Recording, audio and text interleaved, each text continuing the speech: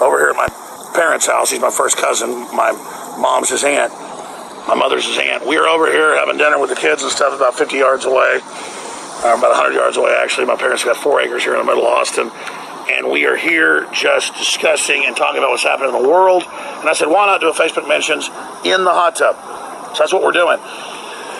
Trump cannot lose, even if he loses the presidency, even if they steal the convention, the broker convention, even if they assassinate him, he can't lose, because resistance is victory. And the goddess of victory is Nike. And I don't mean the tennis shoe, folks. And that's what it comes down to, is that victory is all about standing up in the right, not surrendering, not stopping.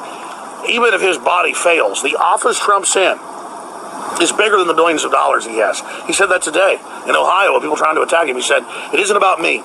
It's about paying back and making America great and the vision of that. And it's that idea of nationalism and sovereignty and men leading that defeats the New World Order. They want shadowy technocrats to rule it.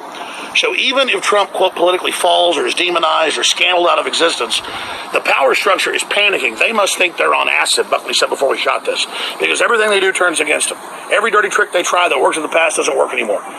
Why do they always do the same tricks over and over again?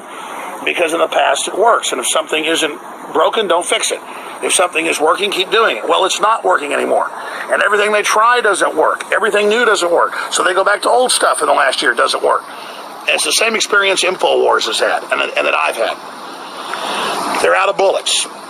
When they endorse you, that's how they destroy you. They have to understand that. They're done. And Trump is only a manifestation of the fact that the political dinosaur of the New World Order and technocrats trying to keep people in the dark is dead. And they can try dirty tricks and start wars and run distractions and financial collapses to keep control. But now people know the Federal Reserve is private. They now know about LIBOR and the rigging of the interest rates and the currency rates and everything else in the stock market. People now know, and once the genie's out of the bottle, once the cattle get out of the gate, once Humpty Dumpty falls off that wall and breaks into all those pieces, all the king's horses, CNN, Fox News, MSNBC, the propaganda and TV and movies, all the king's horses and all the king's men can't put that fat-ass New World Order back together again.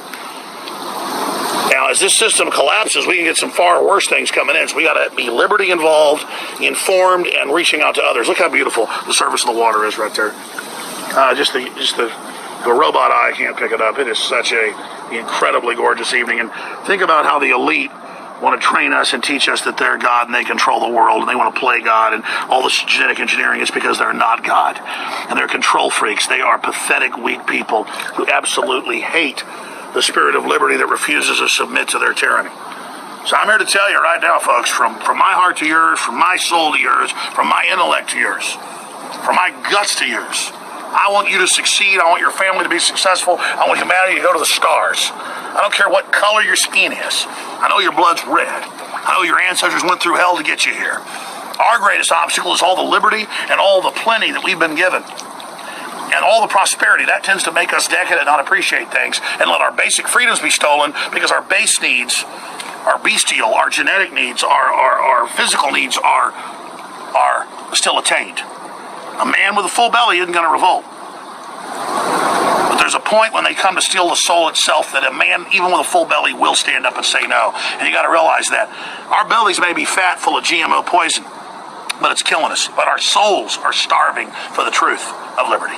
You're not going to find it in some government-run whore church, some mosque, some fake Indian ashram BS, some weird, Catholic establishment or Baptist establishment, a bunch of out-of-control Pharisees who want to be your God, who want to rule over you, who want to get between you and God. Don't let them do that, folks. Realize the state is not God.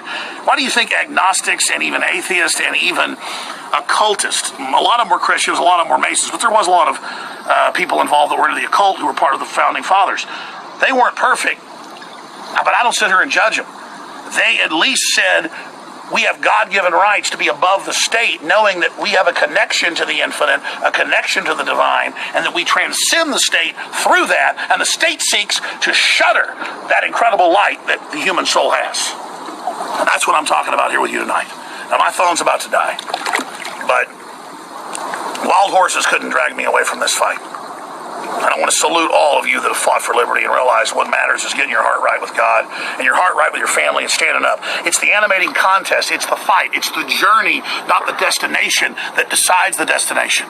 When you stare up, I was at Barton Springs today, into the blue sky and the clouds and the moon rolling by. It was like staring into the ocean. When I've been on a big dock at the 300-foot deep water in Cozumel, when a big ship's docked, looking down 300 feet to the bottom and seeing sharks down there and fish in every level, it was like staring into the sky. And then looking up, it was like staring into the sky. That's human experience, not Madison Avenue, not all the drama, not all the TV, not all the Hollywood garbage, but what's in your heart and your soul. That's what's important. And that's why they'll never break the human soul. They'll never break our will. They'll never stop us.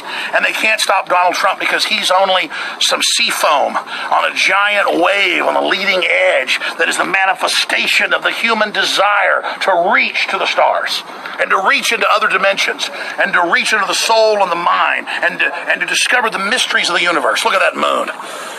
That moon, billions of years old, orbiting around our planet, up there in the night sky for all to see.